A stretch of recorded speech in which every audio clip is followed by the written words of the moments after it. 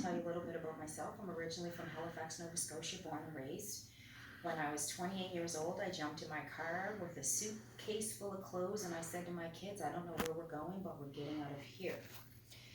So I ended up in Niagara Falls a week later, finding a place and started my life, and here I am. My journey as a writer, in 2017, I became friends with a man. I have a lot of guy friends, right? And I would always write things, and I would always ask him, what do you think? And he would say to me all the time, you should be a writer. But I never really seen myself as a writer. I just seen myself as just having an interest in it. Long story short, I went through some transformations in my life in 2017.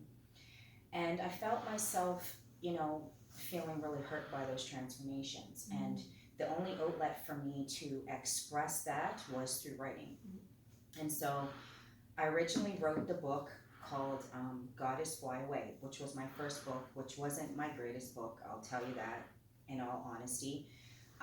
It wasn't published the greatest, and the company that I was working with was more about taking my money to publish this book as opposed to, other things that go with publication. I won't get into saying too much more other than that. And so I published Goddess Fly Away, and then after that I started to get into the groove of writing, and I said I want to prove to myself that I can do better, because I knew I had more in me. Mm-hmm. I knew that I wasn't the perfect at English, but I knew that I had a story to tell, and so I convinced myself to come up with a new book, which was called Unfold Your Petals. And this book is like many of all of my books other than the Queen's Mansion Academy, which is a little bit different because the Queen's Mansion Academy is actually a school. Mm. It's an online school. If you go to thequeensmansionacademy.com, it takes you through all the prompts of what each chapter teaches you about relationships and finding yourself through, inner loving yourself, and through a man, and just understanding the type of things that you want in a relationship. And it's a quiz, and it explains the difference between good relationships and bad relationships, and opens your eyes to what you really, really need from a person and yourself. And so I come up with that as a school. Now, Queen's Mansion Academy was never supposed to be published, but somehow it ended up being published. And so what I did was I added more to it. So that's just a segment of it. I've added another 200 pages to this one book. So because it wasn't supposed to be published, and I was like, okay, how do I turn that around? And then from there, I made the one book that I'm very big on is called As She Walked. Mm-hmm. This is one of my prized possessions right now. For one, because I've always wanted to create a book that was this size. All of my other books are being transformed because they were created like a kid's book. You know, a kid's book is like 8 by 10. Mm-hmm. And to me, when I looked at it, I felt that it was very childish. And so I wanted to create something a little bit different that was, more my style. Each book that I do is a picture book. Each book has 30 days of devotions. People found that As She Walked to be very difficult, they said, because the questionnaires really asked them to go within themselves, and it really asked them to explore who they are as a person. Mm-hmm. And so each chapter is, chapter 1 for As She Walks is about Venus and the love that she offers. The second chapter is about Anana, who is a goddess, and she traveled throughout the world, just sprinkling her love on all of the land and her children. And chapter 3 is Yamya, who is a black goddess of the sea. And basically what she did was she would go into the river and she would grab all of the children that never had parents, or who were abandoned, or who were just left there with nobody. She would grab them all and bring them back to the land to be with her, and she would take care of them as her mother. And so that chapter relates a lot to women who don't have a mother, who aren't close with their mother, who feel like they need that love and protection from someone that they've never felt.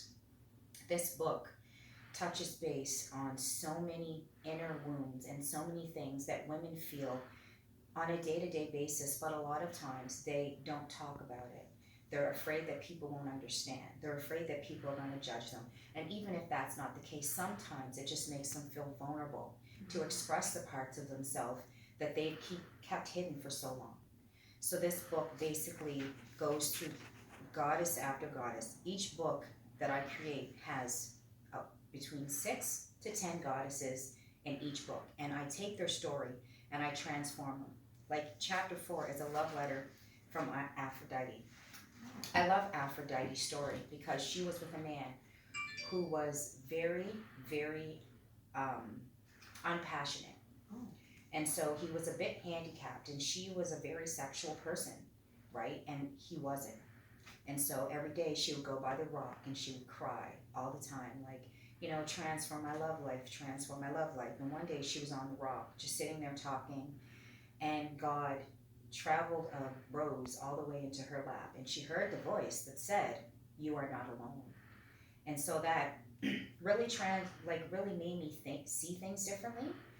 And I was like, made me believe in God a lot more as well. And so her story is more in depth inside this book, and her journey as a woman, what she went through, how she transformed, certain situations in her life. This book also has real characters. These are some women that I know, personally met, for one. I have a friend, as we were talking about Layla in Halifax, who's in this book, and her name is Kelly Bartow. She was my grade 7 English teacher. Yes, that's her. She was my grade 7 English teacher. And I said to her, "How does it feel to have a grade 7 student of yours publish a book relating to English, the subject that you taught me, and you're in the book?" So these are real live women that are in this book as well. And then there's mantras in there. For example, this one says, "I am ready for change. I am willing to do whatever it takes to manifest love and abundance. Daddy, I am listening to your every demand. Guide me. I give you my hand. Let's just walk slow. I promise I won't let go." And every day when you wake up, there's a different mantra for a different situation, and you just meditate on them and really, ground yourself into the energy of the goddess and feel her love coming into you. Because if we're real with ourselves, there's many days we wake up and we don't feel the best about ourselves. We could be the most beautiful in the world, and if we don't feel it on the inside, it doesn't shine forward. And so in all of my books, I'm very prominent on explaining, loving yourself and accepting yourself and receiving the goddess's love.